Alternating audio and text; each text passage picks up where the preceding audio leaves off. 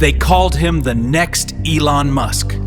His name is Trevor Milton. He built a $34 billion empire on a single promise, a revolutionary zero-emission truck. Investors threw money at him. But there was one massive problem. His multi-billion-dollar machine didn't have an engine. To fool the world, they just pushed a hollow shell down a hill and filmed it. Welcome to the Gravity Con!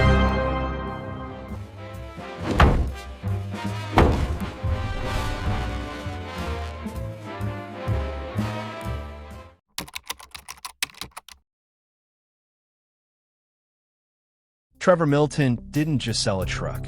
He sold an entire ecosystem. He claimed Nikola had completely revolutionized hydrogen production. He promised a massive network of hydrogen fueling stations stretching across America. He said they were producing hydrogen at a fraction of the cost. It sounded like the holy grail of clean energy.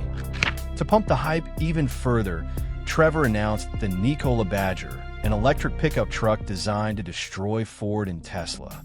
Retail investors went completely crazy. They threw their life savings at the company, desperate to get in early on the next Tesla. But just like the hydrogen stations, the Badger didn't exist. It was nothing but 3D renders and empty promises. In June 2020, Nikola went public. The stock went ballistic. At its peak, Nikola's valuation surpassed Ford Motor Company. Ford was selling millions of vehicles a year. Nikola hadn't sold a single truck. They didn't even have a finished factory. Wall Street was perfectly happy to ignore reality until the truth came rolling down the hill.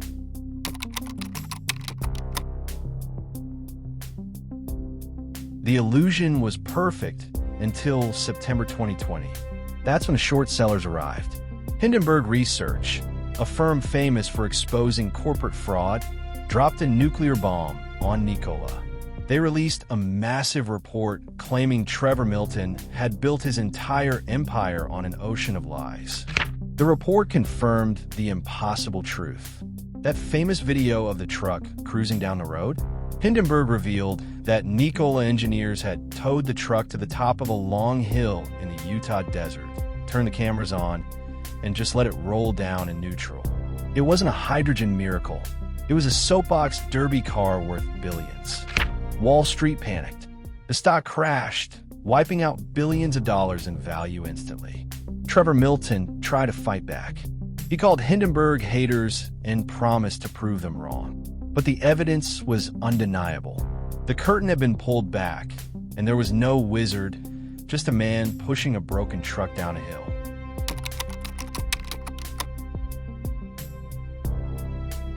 Before the Hindenburg bomb dropped, Trevor pulled off his greatest magic trick. He needed credibility, so he targeted the establishment, General Motors. In early September 2020, GM announced a massive partnership with Nikola. They agreed to engineer and build the Nikola Badger pickup truck.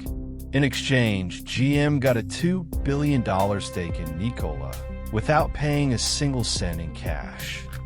The media praised it as a masterstroke.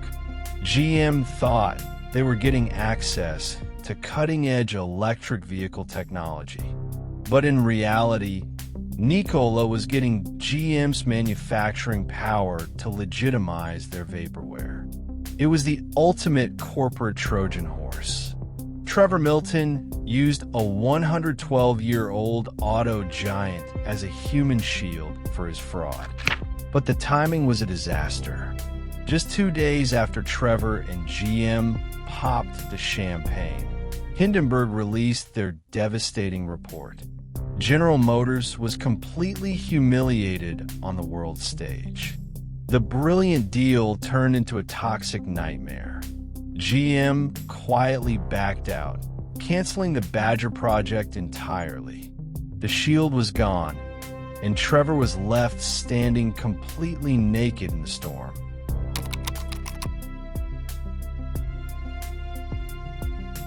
Following the Hindenburg report, the Department of Justice and the SEC launched massive fraud investigations.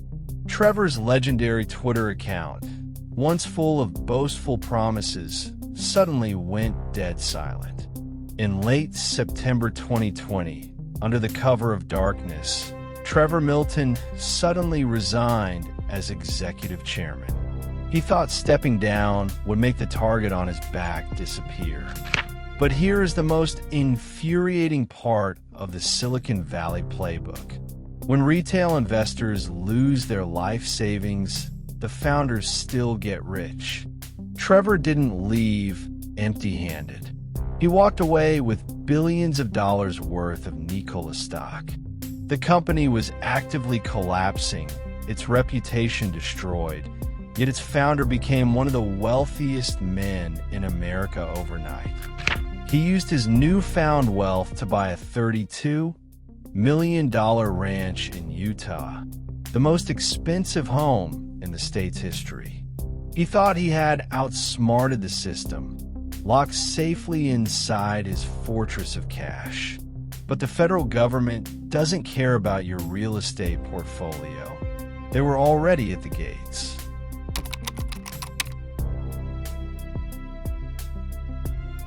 In October 2022, the visionary who promised to save the planet found himself in a federal courtroom. The prosecution didn't hold back. They dismantled his entire mythology piece by piece. They proved that it wasn't just the truck that was a lie. The supposedly revolutionary solar panels? Fake. The cheap hydrogen production? Never existed. The jury saw exactly how he weaponized podcasts, interviews, and Twitter to pump his stock. He sat there, stripped of his billionaire aura, exposed not as a genius engineer, but as a cornered, desperate salesman. Trevor's defense team tried to argue that he was just overly optimistic, that he was a dreamer who just got ahead of himself. But the jury didn't buy the fake-it-till-you-make-it defense. It took them just a few hours to find him guilty on 3 counts of criminal fraud.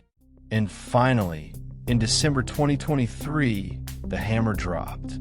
A federal judge sentenced the man they called the next Elon Musk to 4 years in a federal penitentiary.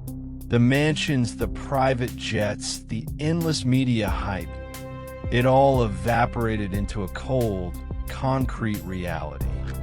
The Gravity Con leaves us with a chilling realization about modern finance. Trevor Milton didn't build a $34 billion company out of metal and code. He built a mirror.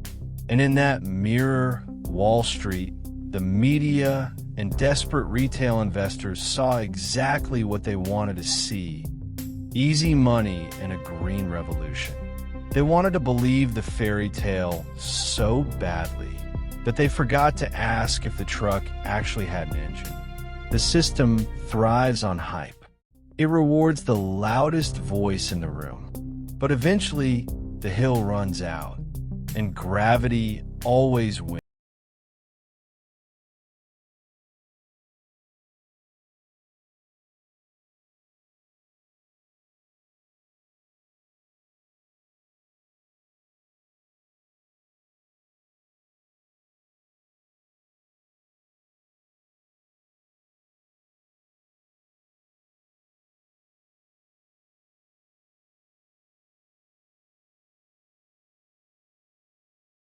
She wore black turtlenecks like Steve Jobs. She never blinked, and she had a voice that didn't sound real. At 19, Elizabeth Holmes dropped out of Stanford to change the world. Her promise was simple: a full health checkup from a single drop of blood.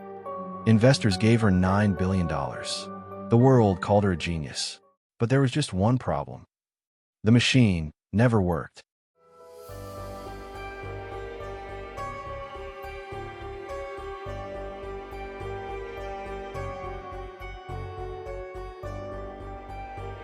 In Silicon Valley, everyone is looking for the next big thing. In 2003, they found her, Elizabeth Holmes. She was young, charismatic, and she had a story that was too good to ignore. She claimed she was afraid of needles, so she invented a way to test blood without them. She modeled herself after her idol, Steve Jobs. She started wearing the same black turtlenecks every day. She even lowered her voice to sound more authoritative. It worked. Powerful men, from Henry Kissinger to George Shultz, joined her board. They didn't understand the science, but they understood the story. They poured hundreds of millions into Theranos. The valuation skyrocketed to $9 billion. Elizabeth was named the youngest self-made female billionaire. But behind the magazine covers, the reality was terrifying.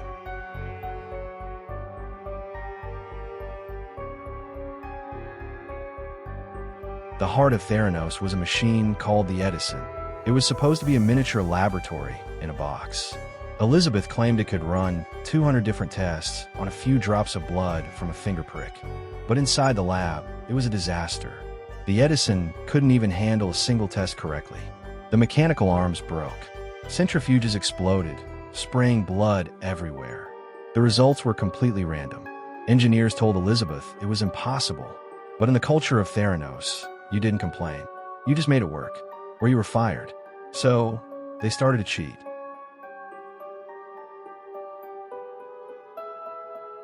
When big pharmacies like Walgreens signed deals to put Theranos centers in their stores, the clock was ticking. The Edison didn't work. So Elizabeth and her boyfriend, Sunny Balwani, pulled off a massive magic trick. When patients gave their blood, Theranos employees didn't use the Edison. They secretly diluted the small blood samples and ran them on standard machines bought from Siemens. Yes, the company that claimed to revolutionize technology was actually using their competitors' machines in a secret back room. And it gets worse. Because they had to dilute the blood, the results were often wrong. Healthy people were told they had cancer. Sick people were told they were fine. The lie was no longer just about money. It was putting lives at risk.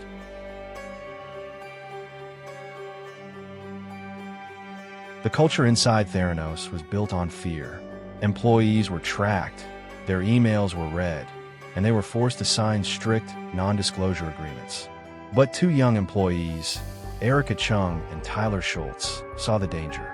Tyler was the grandson of a board member, George Shultz. When Tyler tried to tell his grandfather the truth, he didn't believe him. He believed Elizabeth. Tyler and Erica did the brave thing. They contacted John Carreyrou, a reporter of the Wall Street Journal. When Theranos found out, they sent aggressive lawyers to threaten the whistleblowers. They were followed by private investigators. But the story was already out.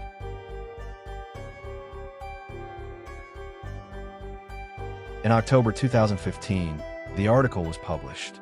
Hot startup Theranos has struggled with its blood test technology. Elizabeth went on TV. She smiled and said, "This is what happens when you work to change things.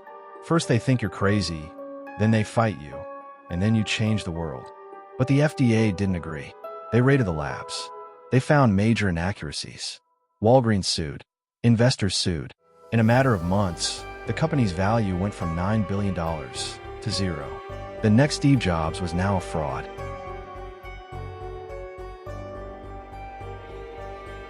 The trial of Elizabeth Holmes captivated the world. She tried to blame everyone else. She even appeared in court pregnant, which many saw as a play for sympathy. But the evidence was overwhelming. The text messages, the failed tests, the lies to investors. In January 2022, the jury found her guilty on 4 counts of defrauding investors. She was sentenced to over 11 years in prison. Theranos proved one thing. In Silicon Valley, fake it till you make it might get you funding. But when human lives are on the line, the truth always bleeds out.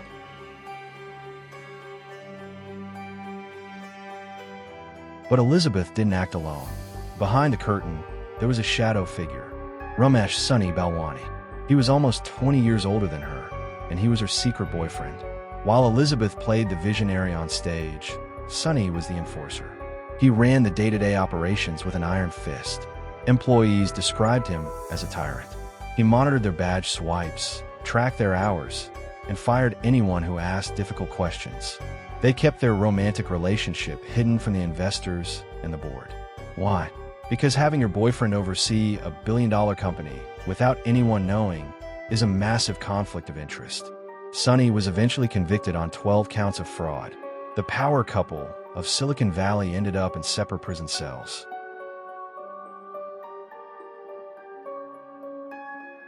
Perhaps the strangest part of this story isn't the money or the lies.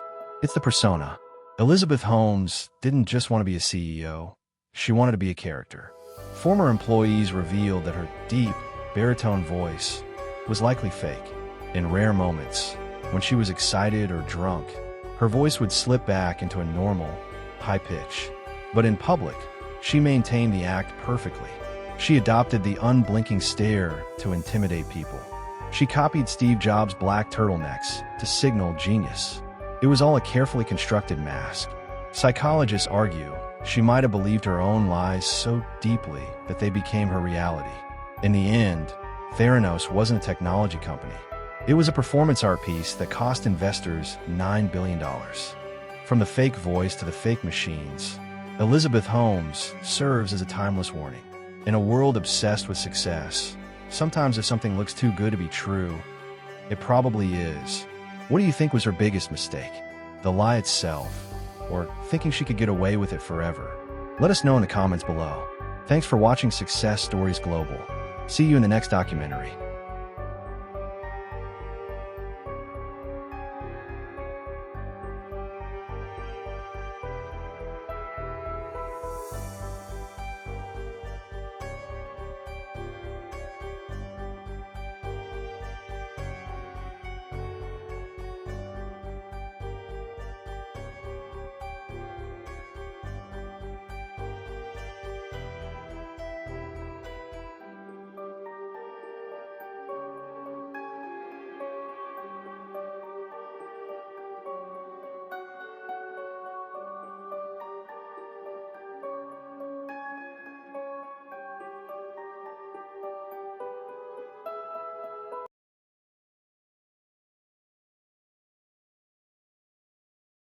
The time for waiting is over. This is your last chance to join the future. Your last chance for the T Initiative.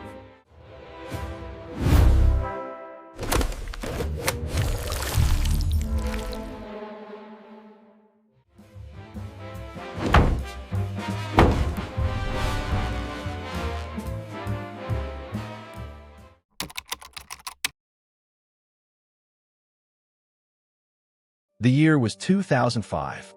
The American dream was drunk on cheap credit, and the real estate bubble was inflating to catastrophic proportions. Everyone with a pulse wanted a piece of the action. People were flipping houses like pancakes, terrified of being left behind in the rat race.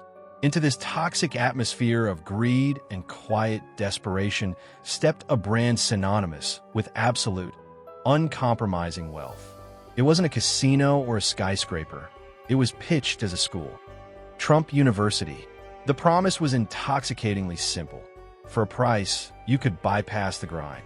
You could learn the intimately guarded secrets of the world's most famous billionaire developer. It was sold not just as an education, but as a golden ticket, an initiation into an exclusive, untouchable club of winners. But like a shimmering mirage in a barren desert, the closer you walked toward the gold, the faster it dissolved into the sand. The trap was set in the most depressing places on Earth. Windowless hotel conference rooms off dreary interstate highways, from Florida to California. The bait was a free introductory seminar. Retirees hoping to salvage their vanishing pensions, single mothers, and blue-collar workers desperate for a way out. They packed these rooms to the absolute limit. The air inside was thick with manufactured enthusiasm, the smell of cheap coffee, and unspoken financial anxiety. The speakers on stage, wearing ill-fitting suits, promised the audience that they were handpicked by the Titan himself. They preached a gospel of easy money, telling these vulnerable people that the keys to unimaginable wealth were just one credit card swipe away. The first hit of the illusion was completely free, but the resulting addiction would cost them everything they had. The true goal of these seminars had absolutely nothing to do with teaching. It was a sophisticated profiling operation. They weren't looking for students. They were hunting for marks. They were scanning the room for the desperate, the highly gullible, and most importantly, those with high limits on their credit cards. The free class was nothing more than a high-pressure sales funnel, meticulously designed to push the audience toward the elite mentorship packages, which carried a staggering price tag of up to $35,000. Instructors explicitly told people to max out their credit cards, to drain their 401ks, to borrow against their homes. The psychological mantra they hammered into the crowd was brutal. If you aren't willing to invest in yourself, you're a loser who deserves to stay poor. They were selling the ultimate American dream, but at a predatory markup that would make a street corner loan shark blush.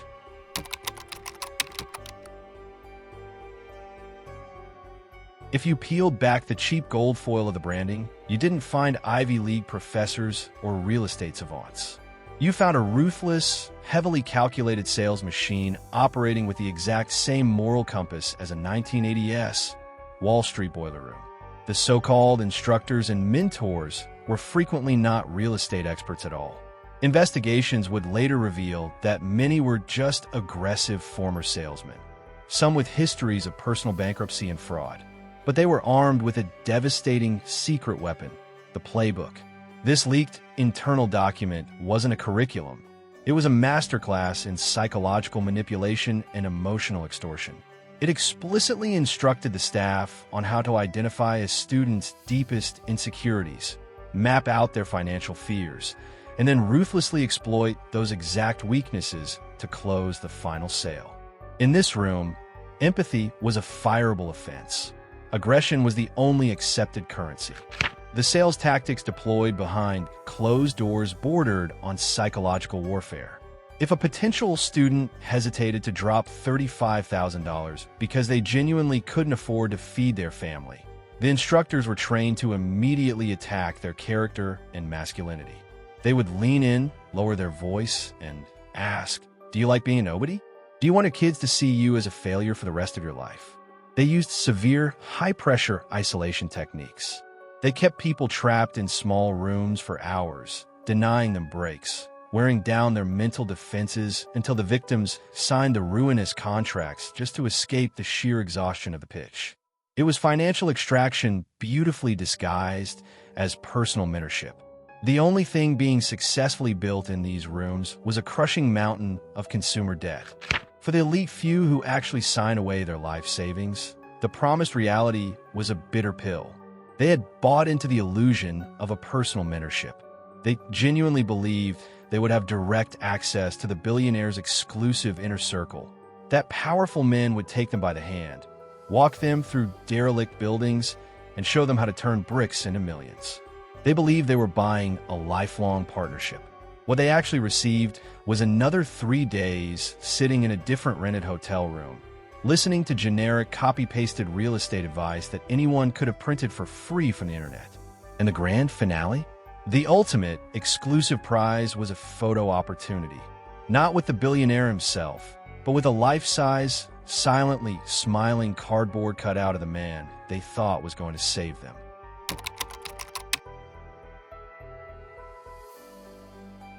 The greatest, most audacious magic trick of the entire Trump University operation was its very existence.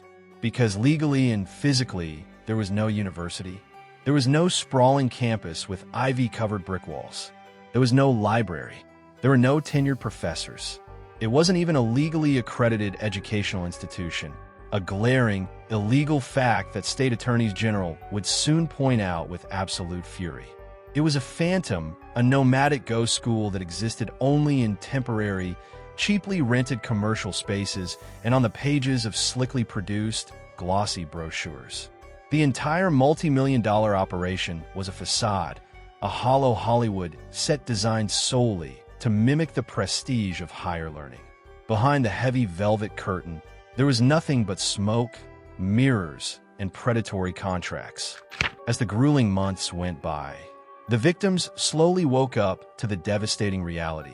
The golden ticket they had purchased was entirely worthless. The heavily guarded insider secrets they paid tens of thousands of dollars for were nothing more than basic, common-sense knowledge available in the real estate section of any public library. The so-called mentors stopped answering their phones and vanished entirely as soon as the final checks cleared the bank. People who had remortgaged their family homes and emptied their children's college funds found themselves trapped in a terrifying financial abyss. They had absolutely nothing to show for their ruin but a cheap, unaccredited paper diploma that wasn't even worth the ink it was printed on. The American dream had curdled into a suffocating nightmare. But desperation, when left to simmer, eventually hardens into pure rage. Former students, deeply humiliated and realizing they had been masterfully conned by the very brand they trusted to save them, began to band together in the shadows. Class action lawsuits were drafted and filed across the country. The New York Attorney General launched a blistering, high-profile investigation, publicly condemning the entire operation as a classic bait-and-switch scheme designed to rob the working class. The impenetrable golden veneer was violently stripped away, revealing the rotting, termite-infested wood beneath the brand. The man whose gilded name was on the door was no longer viewed as a financial savior. To these thousands of broken students, he was the architect of their complete destruction.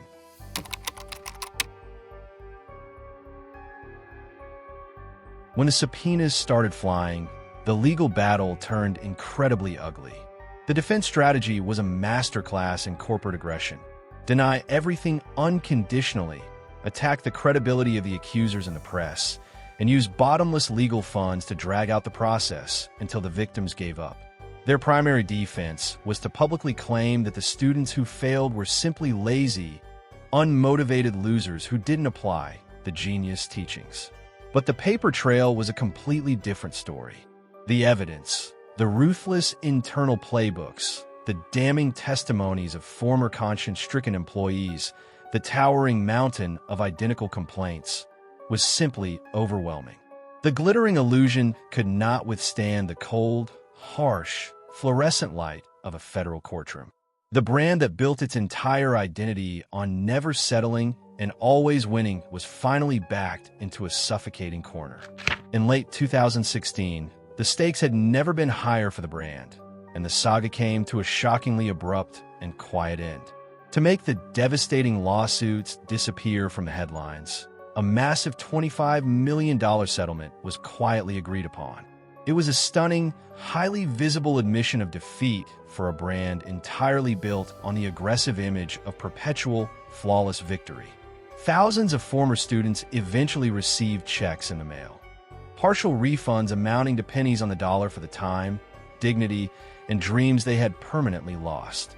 The massive check was written, the federal docket was cleared, and the Go School finally closed its non-existent doors forever, leaving a trail of broken bank accounts in its wake. Trump University remains one of the most defining and cynical chapters in the dark ledger of modern American business. It was the ultimate unrestrained hustle, expertly selling the sizzle while delivering absolutely no stake to people who were desperate just for a seat at the table. The buildings were nothing more than rented hotel rooms. The professors were desperate, aggressive salesmen, and the promises of wealth were entirely empty. In the end, the only real, lasting lesson taught by the institution was a brutal truth of the modern world. In the high-stakes casino of corporate branding and celebrity worship, the house always wins. And the players are left standing in the dark, holding the empty bag. The ledger remains open.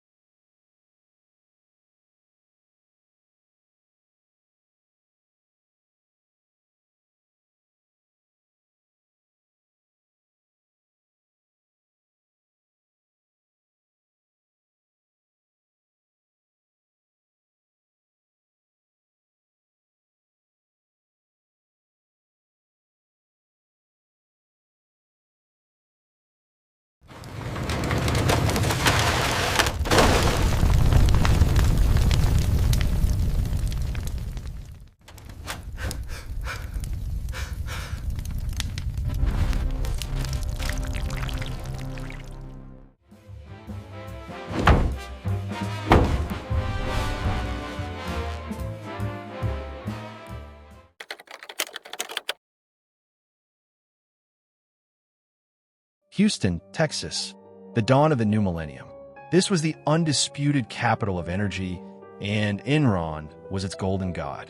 Those twin glass towers gleaming in the Texas sun weren't just corporate headquarters. They were a monument to the ultimate American delusion. Inside, they proudly called themselves the smartest guys in the room. The company claimed revenues exceeding $100 billion, its stock defying gravity, soaring into the stratosphere. Fortune magazine named them America's most innovative company for 6 consecutive years. But the world didn't realize that Enron's innovation had nothing to do with generating power. Their true product was the most addictive drug on Wall Street: pure, unadulterated hubris. At the summit sat 2 men, Ken Lay, the grandfatherly emperor who shook the hands, and Jeff Skilling, the ruthless visionary who sharpened the knives. Skilling arrived with a radical philosophy: assets are liabilities. He didn't believe in owning power plants or pipelines, the dirty, physical reality of the business. He believed in financial alchemy. They transformed energy trading into an unregulated global casino. Soon, they were trading everything, whether futures, internet bandwidth, empty promises. They weren't selling commodities anymore. They were selling thin air, and the market was buying every cubic inch of it. But a machine this massive requires constant fuel, and Enron's fuel was an ever-rising stock price.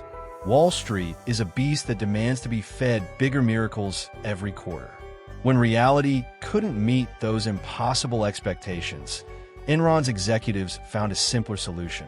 They lied. They began to bend reality, recording future hypothetical profits as cold hard cash today. They adopted mark-to-market accounting, essentially allowing them to dictate their own profits based on fantasy projections. From the outside, Enron was a shining star. From the inside, it was a ticking time bomb strapped to a lie. And the countdown had already begun.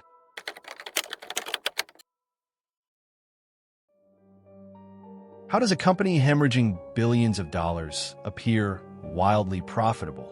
That was Enron's true masterpiece of innovation. The architect of this illusion was Chief Financial Officer Andy Fastow, the sorcerer's apprentice. Fastow created a labyrinth of thousands of special-purpose entities, ghost firms with names like Raptor and Chuko. The sole purpose of this complex web was to act as a financial dumping ground. Enron's massive debts and failed projects were swept under these rugs, hidden from investors' eyes. It wasn't accounting genius. It was sophisticated corporate larceny dressed up in a suit. Maintaining a lie of this magnitude required more than just fake numbers.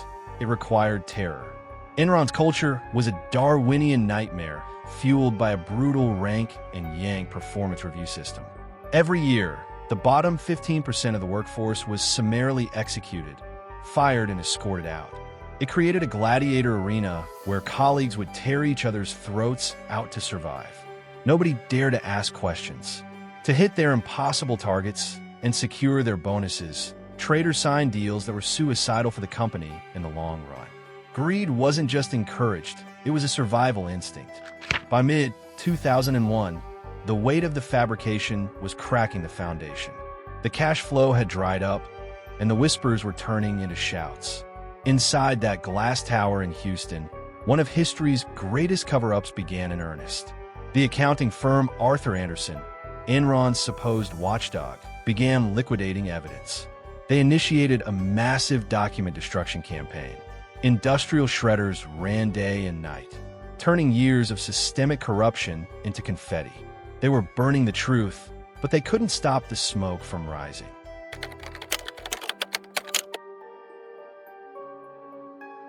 Enron's darkness wasn't just metaphorical. Sometimes, they literally turned out the lights. The rolling blackouts that crippled California in 2000 and 2001 were no accident of infrastructure. They were a mugging. Enron traders deliberately congested transmission lines and took power plants offline to create artificial scarcity, driving electricity prices up by huge percentages. Hospitals went to generators, traffic lights went dark, and grandmothers got trapped in elevators.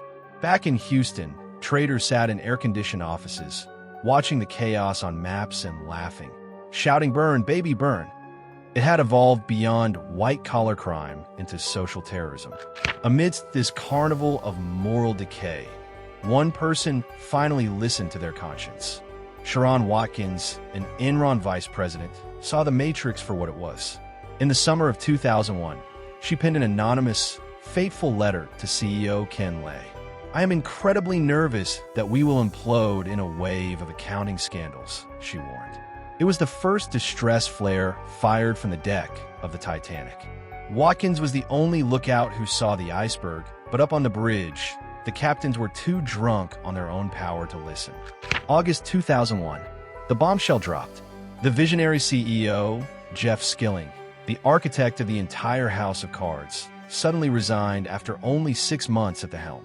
He cited personal reasons, but on Wall Street, everyone knew what that meant. The ship was taking on water, and the smartest rat was the first one off. Skilling's departure sent a shockwave of panic through the markets. Investors started asking the lethal question: if everything is so wonderful, why is the captain fleeing in a lifeboat? That day, the first irreparable crack appeared in Enron's invincible armor.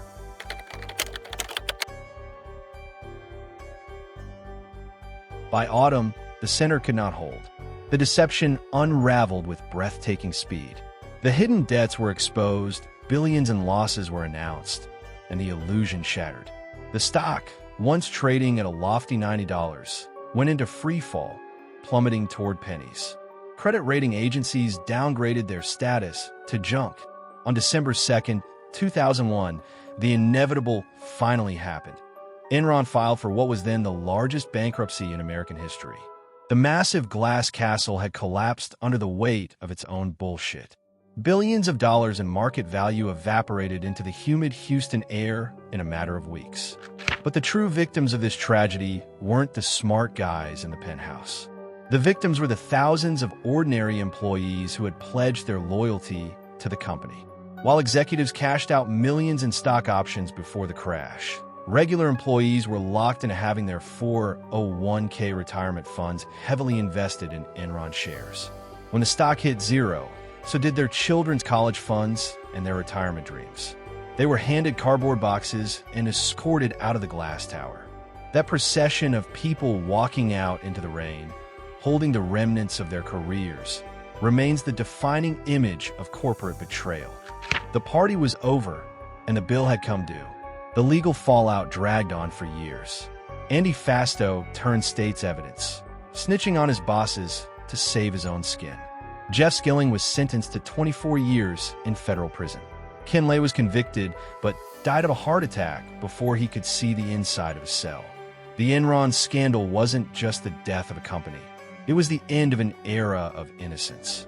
On that day, blind trust in men in expensive suits died on the dark streets of Houston. The lights eventually came back on, but the city and the system would never shine quite the same way again.